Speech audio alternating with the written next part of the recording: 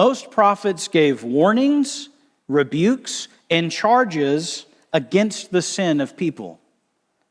And God says that Isaiah is going to go out and say something only to be rejected. And the principle here is that God calls us to be faithful even when people don't respond. So what's the purpose of that? I mean, what's the point? Think about it. The people have already turned their backs on God. They're already not living for the Lord. So what's the point of giving them a message if we already know beforehand that they're going to reject the warning and keep living in rebellion to God? Seems like a waste of time, doesn't it? Well, actually, doing this does three things. First, it demonstrates Isaiah's obedience. And the first point here, this is probably the most obvious, it's that by Isaiah listening to God, he proves his faithfulness. Just as in verse 8, the last time we were here, Isaiah, he's eager to serve the Lord. He says, "Send me." So God gives him this difficult assignment. Secondly, it leaves Judah without excuse. Now they'll know, once and for all. They won't be able to say, "Well, God, you never sent us anyone. We were never warned." And that's not true. They knew better. They knew God's laws. But just to put a point on it, he sends them another warning in the form of Isaiah. And the final reason that God tells Isaiah to send them a message that will fall on deaf ears is because it confirms the condition of their hearts. Now, this message will have the primary effect of confirming their hardened unwillingness to respond to God. In other words, this is God's way of making sure that they're still all aboard the rebellion train. He's confirming that this is the direction they want to go. And then God is going to harden their hearts. That's what he tells Isaiah. So what is a hardened heart? Well, in this context, a very simple definition of a hardened heart is a heart that refuses to respond to God's truth. Some simple symptoms of a hardened heart are the inability to distinguish between right and wrong, the inability to feel guilt. Sins that used to make you feel guilty no longer do. And because a person is no longer sensitive to sin, they're also less able to be sympathetic towards others. Their capacity for compassion and love is diminished. Now, why would God do that? What does it mean to say that God hardens hearts? Well, to better understand this, I think it's helpful for us to look at another story that most of us are familiar with. Not only does Scripture teach us that nations can have hardened hearts towards God, but that individuals can as well. For many people, the first time they encounter this idea is in the Exodus story. The Hebrews were the slaves of Egypt for several centuries. And Moses is told by God that he would be the one God would use to free them from Egypt. Notice what it says in Exodus 7. This is God speaking to Moses.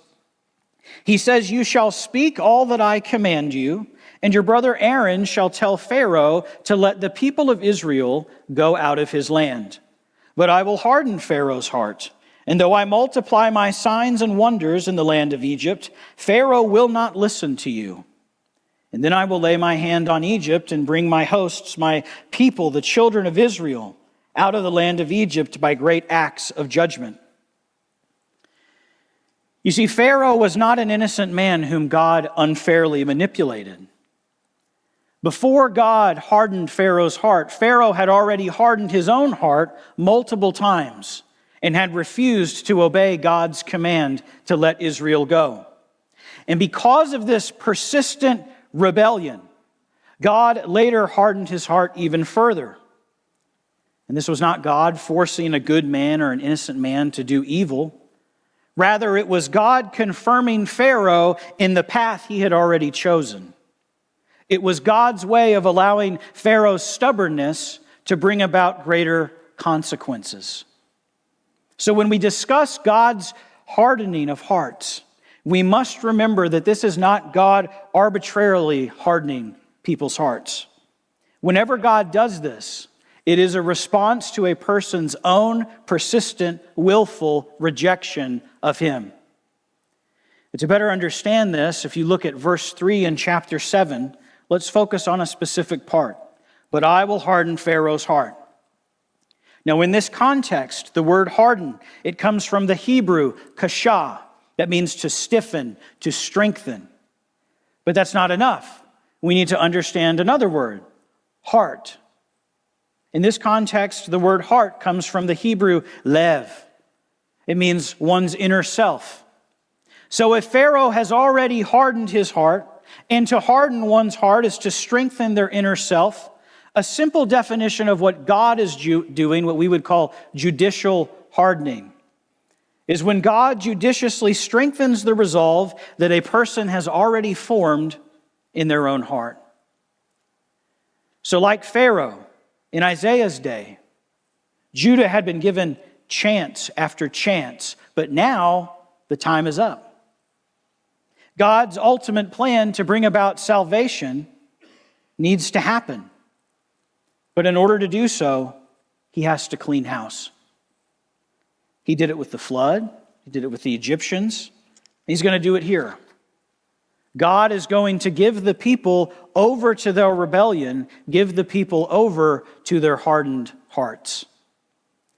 In the last half of verse 10, Isaiah uses very strong language to express God's plan.